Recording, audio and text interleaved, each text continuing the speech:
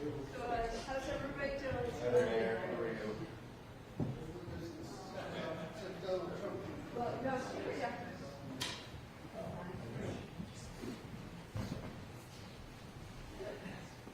I don't know what day it is, but It's funny, I'm back to COVID blur, you know, when you couldn't tell the days. I had COVID. That. I actually, I had COVID the morning of the breakfast when you had Michelle up in it. And I shook her hand and I went home and I got sick. I had COVID. So, sorry. No. Yeah, this is, the title is the same, this is the rebuttal language. It's the same subject, different people.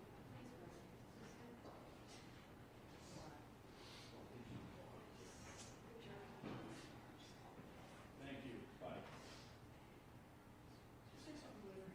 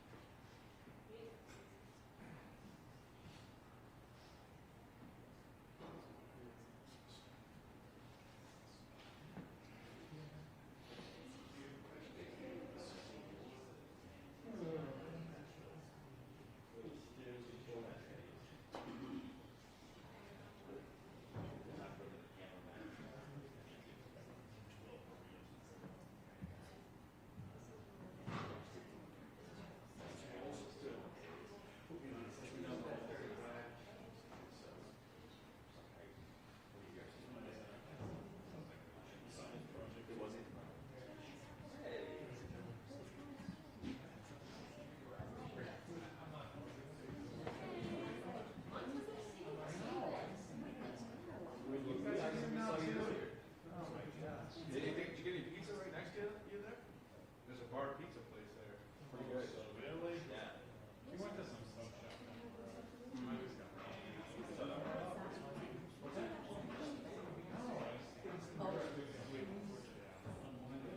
They didn't keep you on that, did they? Just the salad. Oh, okay.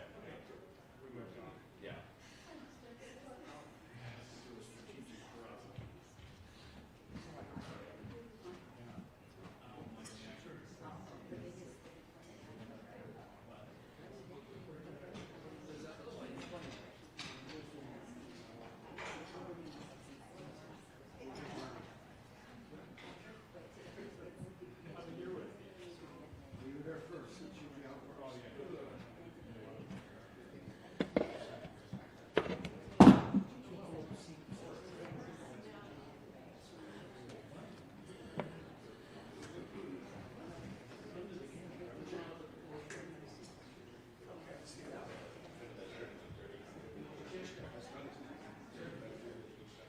Jack.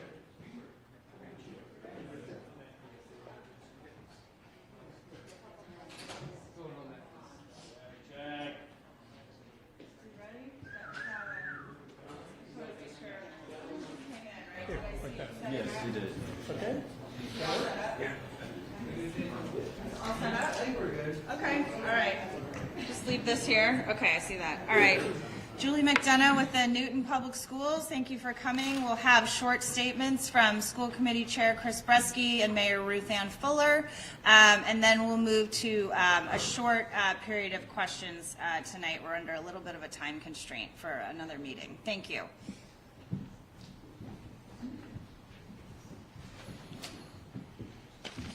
Good evening, School Committee Chair Chris Brezski. The progress from yesterday continued into the morning. We had small group meetings on structuring the school day, which were productive. They were educator to educator discussions that we believed were moving forward. Unfortunately, in the afternoon, progress broke down. The day did not end on a positive note, and school is canceled once again tomorrow. So this whole week is canceled. This is 6 days in a row that my kids haven't been in school, that every other kid in Newton hasn't been in school. And look, we understand how hard this is for families. It's hard on my family. I know it's hardest on families that are the most vulnerable and kids that are the most vulnerable. We are doing everything. We are doing everything we can to end this and get our kids back. Thank you. Hi, Ruthanne Fuller, Mayor here in the city of Newton. I have to have hope that we can make progress. And I also know our kids belong in school. I have complete confidence that the Newton School Committee's negotiating team is bargaining in good faith, has good ideas to share with the union, that are committed to talking and listening and trading and resolving. Our team at City Hall is in constant contact with Chair Brezski, Superintendent Nolan, school committee, working a way to find ways forward. I deeply value our teachers. We have great teachers here. And I'm totally committed. I am all in on resolving this, and we've got to do it urgently. I want to say, I also deeply value our other Newton employees. Last night, many of us were here doing a press conference. As I left, right around the corner from here, we had a fire. Literally heroic Newton firefighters were there, rescued 2 people. They're in the hospital today, praying for their full recovery. One of the reasons why we have to make sure we settle this contract in a way that it certainly offers competitive compensation, but is also sustainable. So Superintendent Anna Nolan is not laying off teachers, as is happening right now in Andover. And so I am not laying off firefighters and police officers. Thank you. We'll take a few questions. Julie? Mayor, what's your reaction to the teachers going directly to your office today inside City Hall? Our teachers are passionate. They care deeply. They're working hard to lift up their voices, their needs. What they did today was not role modeling what I think our adults should be doing here in Newton. They pushed past the office staff. They crowded down the hall in front of my office. They started pounding on the door. I was in a meeting with our Commissioner of Parks, Rec, and Culture. That's not a way to send me a message, have me here, have an exchange of ideas. Yesterday, a group of Newton teachers who are also our Newton parents were in my office, 8 people-ish. There we could talk and listen and trade ideas. I could hear their deep concerns and their passion. That's what Newton should be about. That's what civil discourse should be about. That's what I want to always model myself, and I ask the NTA to do the same. They want you at the table. Will you negotiate with them?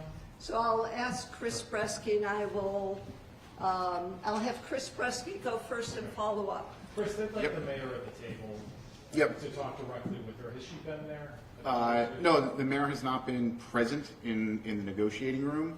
As a matter of fact, at present, the mediator has us separated into different rooms. So there's some small group discussions between the NTA president and myself. Outside of that, the two sides aren't meeting face-to-face at all right now. That is the mediator's choice. In terms of the mayor's presence, the union negotiates with the school committee. That's statute in Massachusetts. We are the employer of the union. And so at the end of the day, it requires a majority vote of the school committee to approve that contract. The mayor is one of 9 members of the school committee, and obviously we rely on the mayor for our funding, but the mayor doesn't decide the terms of the contract. The school committee does. Chris, do you mind just elaborating about the breakdown today? The union was talking about the sticking point with the paid parental leave. Yeah. I thought you guys were making headway yesterday, so I what thought so happened? too, yeah. Yeah, so yesterday we put a proposal in front of the union that was going to allow for 60 days of paid parental leave. We modeled it on the Massachusetts state law that applies to private sector, which is what the union has kind of put forth as their goal. And so we thought we had a really good creative proposal, and the feedback we got last night was we're getting close on this. Today we received a counter proposal that was completely different, and not at all based in what we had, the progress we had built yesterday. So I don't know. I can't answer how that happened, and I didn't really get an answer today what happened overnight. I know this is a particular prerogative of the Mass Teachers Association, but I don't have any other insight into what changed overnight. Okay, so we have time for one more question. What do you think it says that Can you hold on, sir, 1 second? Go ahead. Thank you. They were very angry during this press conference today. We have seen tensions rise throughout this week, and today they came out and said that you refuse to negotiate with them, and we're adamant there is a refusal there to even meet anywhere in the middle. What is your response to that? Yeah, so I mean, in terms of refusing to negotiate, I honestly don't know where that comes from. I mean, saying it over and over again doesn't make it true. We have been negotiating through this entire time. We have, for the 10 days leading up to this strike, we made ourselves available every single day. The union agreed to meet with us only on the day that they already went out on strike. I mean, we're here. We're in the building. We are putting proposals forth every day, and they're solid proposals. We've had some creative solutions to these things that seem like they're otherwise insolvable, and then we get nothing back. We get the same, we're not moving off our position. So I don't know what to tell you. I don't see a universe where that statement's true. Are you saying it's the opposite? They're refusing to meet you in the middle? I mean, to meet in the middle, there's, right now where it stands, they have made it very clear that we don't have the financial resources to meet their demands. Whether their demands are reasonable or not, I'll let others decide. I think we have put forth an extremely competitive package. What do you think it says that they're Thank you willing all to for pay coming. $400,000 We have to in get to a fines? meeting, right? Okay, thank you, everybody. Yeah, thank you.